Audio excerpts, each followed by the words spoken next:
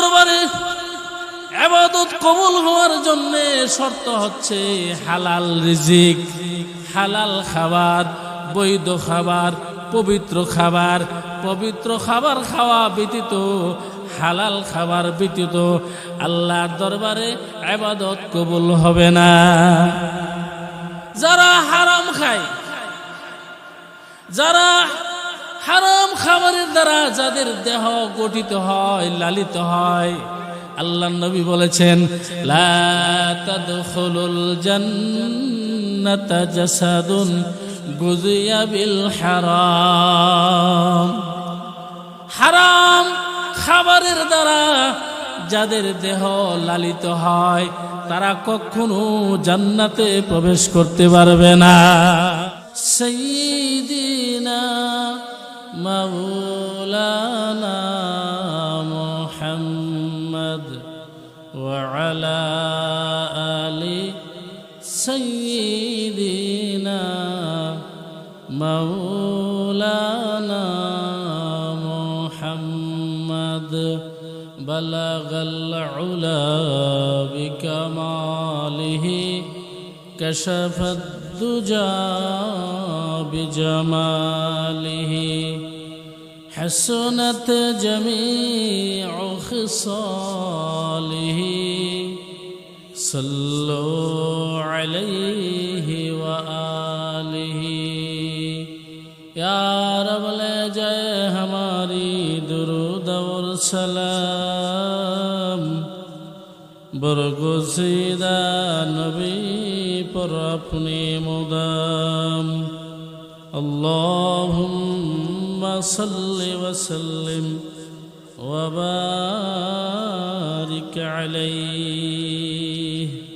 मिम्मा fill अर्दि हलालन तय्यिबा। পৃথিবীর মধ্যে যা হালাল এবং পবিত্র খাদ্য রয়েছে, খাবার রয়েছে, সেগুলো থেকে তোমরা আহার করো, ভক্ষণ করো। ওয়ালা তাত্তাবিউ খুতুওয়াতিশ শাইতান, সাবধান সাবধান, তোমরা শয়তানের পতঙ্গ অনুসরণ করিও না। ইন্নাহু লাকুম আদুউম মুবিন, নিশ্চয় শয়তান তোমাদের প্রকাশ্য শত্রু। আল্লাহ সমস্ত মানুষদেরকে সম্বোধন করে বলেন, হে দুনিয়ার মানুষ, তোমরা পৃথিবীর মধ্যে যা হালাল এবং বৈধ তা হতে তোমরা খাদ্য আহার করো, খাবার ভক্ষণ করো, খাও, অর্থাৎ হালাল খাবার খাও, হারাম থেকে বেঁচে থাকে। আল্লাহ হালাল খাওয়ার জন্যে এবং পবিত্র খাবার খাওয়ার জন্যে আল্লাহ এই আয়াতের মধ্যে আমাদেরকে নির্দেশ করছেন। কারণ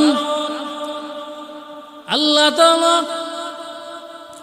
18,000 মাখলুকাত সৃষ্টি করেছেন, মতান্তরে 40,000 মাখলুকাত আল্লাহ পাক সৃষ্টি করেছেন।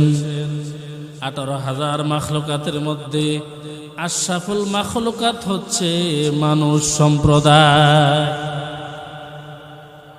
মানুষ হচ্ছে আল্লাহর সৃষ্টির সেরা, আশরাফুল মাখলুকাত, সৃষ্টির সেরা জাতি হচ্ছে মানুষ।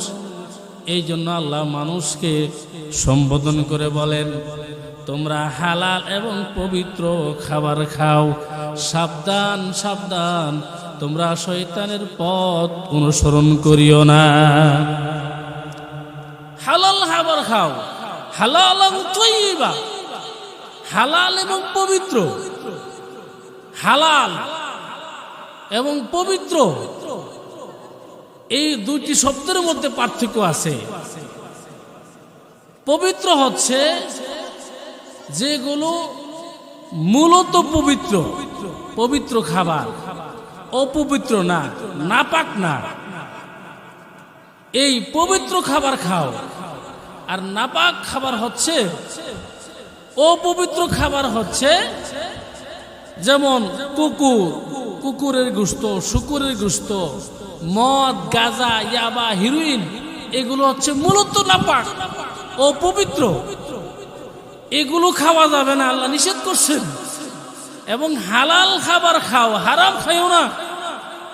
আল্লাহ যে সমস্ত খাদ্য দ্রব্য খাওয়া জায়েজ করছেন এগুলো খাও, যেগুলো আল্লাহ না জায়েজ করছেন, ইসলামের দৃষ্টিকোণ থেকে হারাম, অবৈধ, সেগুলো খাও না। যেগুলো আল্লাহ বৈধ করছেন এগুলো খাও। আমার বন্ধুগণ, মদ খাওয়া যাবে না, গাঁজা খাওয়া যাবে না, হিরোইন খাওয়া যাবে না, ইয়াবা খাওয়া যাবে না। কেননা মূলত এগুলো নাপাক। শুকরের গোশত, কুকুরের গোশত খাওয়া যাবে না, এগুলো নাপাক। আল্লাহ সৃষ্টি লগ্নেই নাপাক করে সৃষ্টি করেছেন। মানুষ হতে আশরাফুল মাখলুকাত, সৃষ্টির সেরা জাতি মানুষ। মানুষ যেমন সৃষ্টির সেরা, মানুষের খাবার আল্লাহ পবিত্র করেছেন।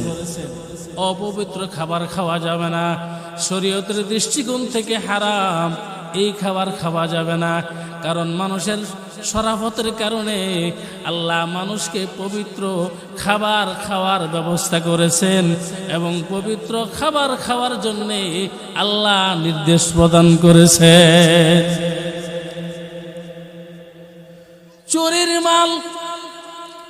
চোরের মাল খাওয়া যাবে না, চুরির সম্পদ খাওয়া যাবে না, চুরি করা মাল খাওয়া যাবে না। যদিও সব মালটি পবিত্র, কিন্তু ইসলামের দৃষ্টিকোণ থেকে হালাল নয়, হারাম। যেমন এক ব্যক্তি চাউলের বস্তা চুরি করছে, এখন চাউল চুরি করছে, চাউল কি না পাক? চাউল তো পাক, কিন্তু এই চাউলের মালিক আরেকজন, সে চুরি করে নিয়ে আসছে। এই চোর ব্যক্তির জন্য এটা হারাম হয়ে গেছে, যদিও খাবারটি হালাল, চোরের জন্য হারাম হয়ে গেছে, কারণ সেই চাউলের মালিক না।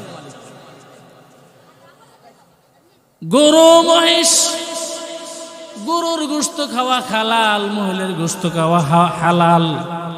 এখন চুরি করে গরু নিয়ে আসছে, মহিষ নিয়ে আসছে, ওই চোরের জন্য মহিষের গোশত আর হালাল নয়, হারাম হয়ে গেছে। ইসলামের দৃষ্টিকোণ থেকে যেগুলো হারাম এবং মূলে যেগুলো নাপাক, ওই সমস্ত নাপাক খাদ্য, হারাম খাদ্য খাওয়া যাবে না, আল্লাহ নিষেধ করেছেন। এই জন্য আল্লাহ বলেন, সাবধান, তোমরা শয়তানের পথ অবলম্বন করিও না, শয়তানের পথাঙ্ক অবলম্বন করিও না, কারণ শয়তান তোমাদেরকে হারামের দিকে উদ্বুদ্ধ করবে, তোমাদেরকে হারাম খাদ্য ভক্ষণ করার জন্য শয়তান তোমাদেরকে উদ্বুদ্ধ করবে। তুমি ব্যবসা করো, শয়তান বলবে ওজনে কম দাও, তাহলে তোমার লাভ বেশি হবে। শয়তান মানুষকে যারা চুরি করে তাদেরকে বলবে এই পেশাই ধরে রাখো, কারণ এমন সহজ পেশা, একদিন চুরি করলে 10 দিন বসে খাইতে পারবে। ডাকাতকে পরামর্শ দিবে, হে ডাকাত, ডাকাতি করতে থাকো, কারণ একদিন ডাকাতি করলে 1 মাস বসে খাবে।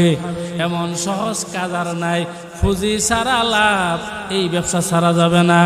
এই সমস্ত পরামর্শ ও সোয়াসা একমাত্র শয়তানই মানুষকে দিবে।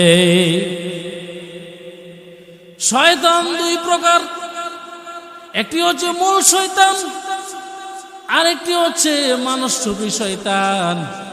শয়তান এই পরামর্শ দিবে এবং মানুষরূপী শয়তানও এই পরামর্শ দিবে, কারণ শয়তান ছাড়া কোনোদিন মানুষকে চুরির পরামর্শ দিবে না, ডাকাতির পরামর্শ দিবে না, অবৈধ কাজের পরামর্শ দিবে না, সুদের লেনদেন করার পরামর্শ দিবে না, হারাম খাদ্য ভক্ষণ করার জন্য কোনোদিন সাচ্চা মুমিন মুসলমান পরামর্শ দিবে না।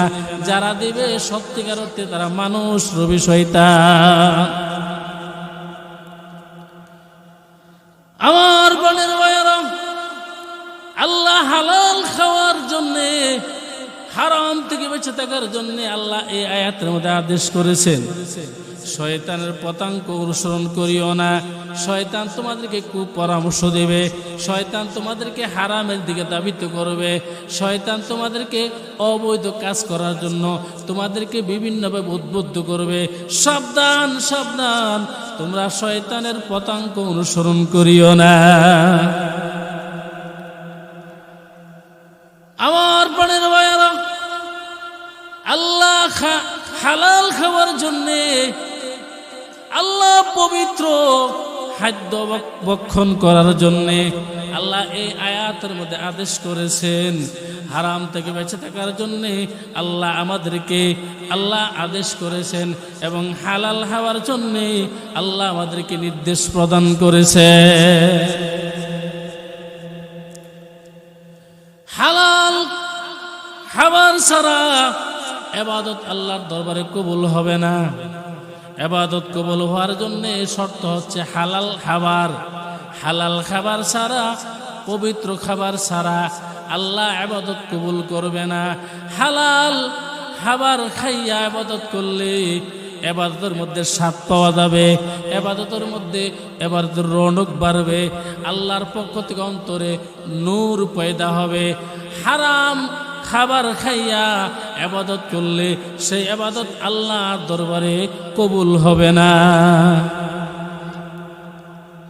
ইবাদত কবুল হওয়ার জন্য শর্ত হচ্ছে হালাল খাবার খেতে হবে, পবিত্র খাবার খেতে হবে। যারা হালালও হারামও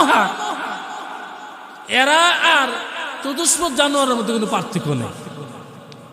কুকুর পোলাও খাইতেছে, আবার মরা গরুও খাইতেছে, আবার পায়খানাও যারা হালালও হারামও পার্থক্য করে না, নির্ণয় করে না, সামনে যা আসে তাই সুদের ব্যবসাও করে, কুশের ব্যবসাও করে, অবৈধ ব্যবসা করে, আবার নামাজও পড়ে। তাদের মধ্যে আর চতুষ্পদ জানোয়ারের মধ্যে কোনো পার্থক্য নেই। আল্লাহর দরবারে ইবাদত কবুল হওয়ার জন্য শর্ত হচ্ছে হালাল রিজিক, হালাল খাবার, বৈধ খাবার, পবিত্র খাবার। পবিত্র খাবার খাওয়া ব্যতীত, হালাল খাবার ব্যতীত আল্লাহর দরবারে ইবাদত কবুল হবে না।